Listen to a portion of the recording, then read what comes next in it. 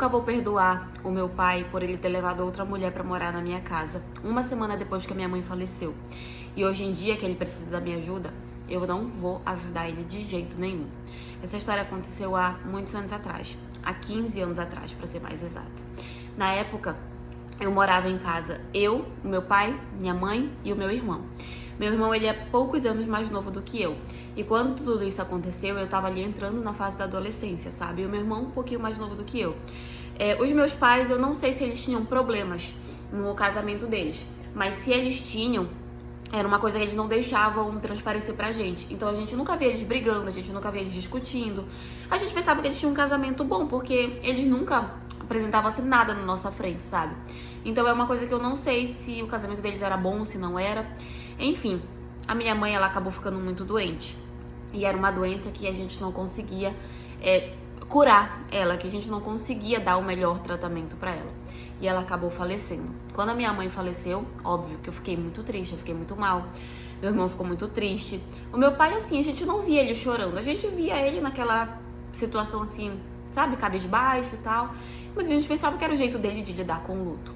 Porém, uma semana depois que a minha mãe faleceu, meu pai enviou outra mulher dentro de casa pra morar com a gente. Ele já apresentou ela como namorada dele. E aquilo me causou uma revolta tão grande, gente, tão grande. Eu não conseguia mais me entender com meu pai. Eu não conseguia aceitar aquela mulher, porque fazia uma semana que a minha mãe tinha falecido. E aí já tinha enfiado outra mulher dentro de casa. Então aquilo causou várias situações entre mim e meu pai, ao ponto da gente brigar feio e ele mandar eu ir embora de casa. Quando ele mandou eu ir embora, eu tinha 14 anos. E quando eu saí, eu fui morar com a irmã da minha mãe, né, com a minha tia.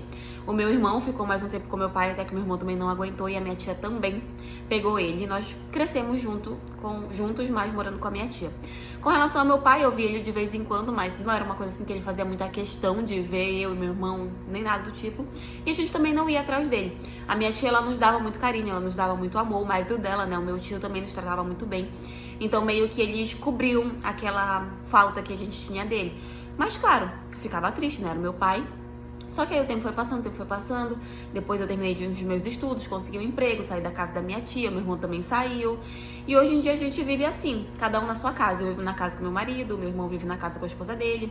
E a gente visita a nossa tia com muita frequência, porque pra gente é como se ela fosse a nossa figura materna, né? Ela assumiu esse papel materno depois que a minha mãe faleceu.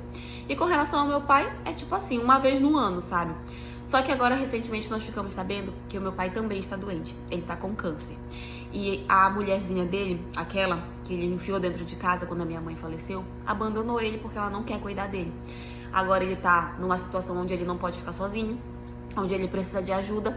E quem tá ajudando ele é a família dele, né? Os irmãos dele, os primos dele vão lá e ajudam. Só que todo mundo fica perturbando eu e meu irmão, dizendo que a gente tem que assumir a responsabilidade de cuidar dele.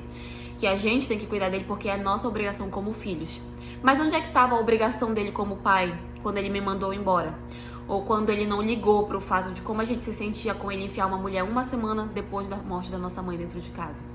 Então assim, a gente tá tendo que aturar muito a perturbação da família do lado dele, porque dizem que é a nossa obrigação, mas nem eu, nem meu irmão, a gente não faz questão de ter convivência com ele, de ter contato com ele, e não, a gente não vai cuidar dele nesse momento onde ele tá precisando da gente, porque quando a gente precisou dele, ele não tava lá.